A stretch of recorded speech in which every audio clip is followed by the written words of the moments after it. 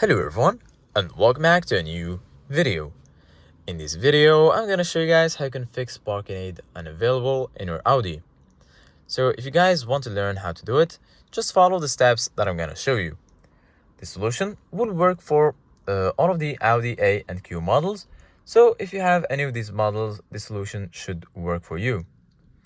So basically guys, what you need to do is go ahead and in your navigation screen, just go to car.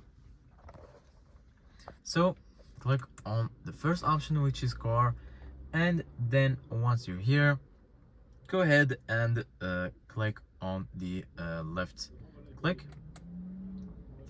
Once you do that, here you're gonna find vehicle settings, driver assist, AC, and lastly servicing and checks. So click on driver assist, and then once you do that, here as you can see guys, you're gonna find speed warning, parking aid, Audi presence, and so on. So here are all of the assistance settings. Click on parking aid, and then here as you can see guys, try to turn it off and then turn it again on.